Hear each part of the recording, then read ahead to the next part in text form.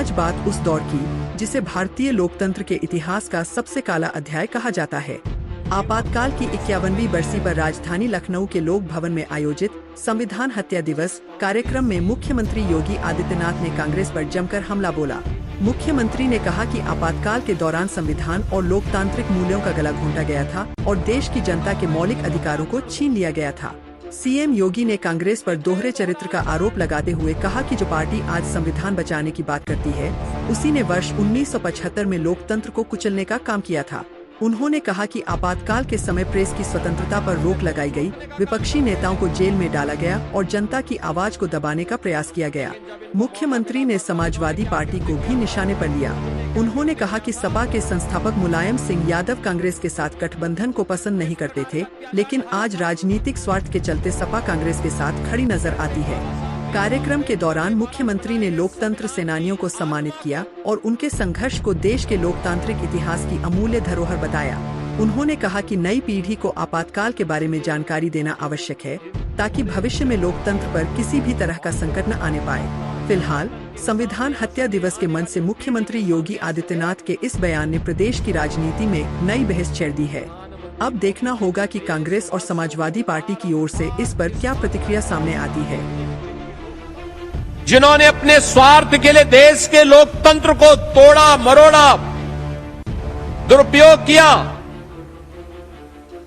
संविधान में संशोधन केवल अपने स्वार्थ के लिए किया, उसमें लोक हित नहीं था, समाज हित नहीं था, राष्ट्र हित नहीं था, उसको करते हुए बाबा साहब की आत्मा को भी अपमानित करने का जो कांग्रेस पाप कर रही थी, बार बार पाप कर रही थी, वह वर्तमान पीढ़ी को प्राप्त होना चाहिए, जानकारी होती रहनी चाहिए। आने वाली पीढ़ियां भूल न जाएं, ये बताने की आवश्यकता है।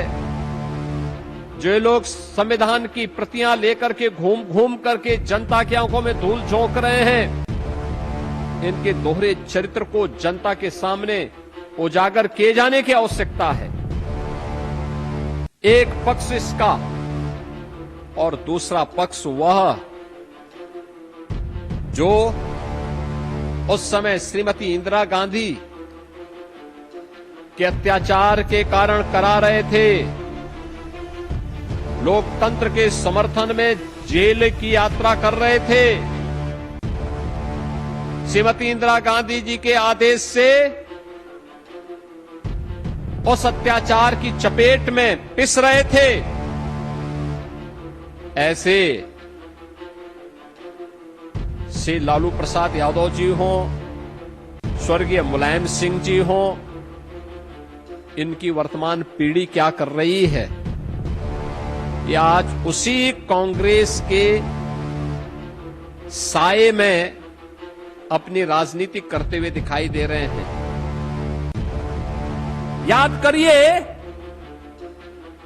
जब भी समाजवादी पार्टी कांग्रेस के साथ गठबंधन करने का प्रयास करती थी, स्वर्गीय मुलायम सिंह जी उसका विरोध करते थे, कहते थे कि सब कुछ हो जाएगा लेकिन कांग्रेस के साथ गठबंधन नहीं होना चाहिए।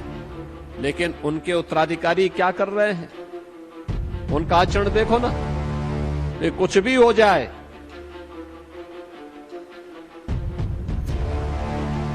वह कांग्रेस के डूबते हुए जहाज पर सवारी होकर के मुलायम सिंह की विरासत को भी डुबोने के लिए उतारू हैं, क्योंकि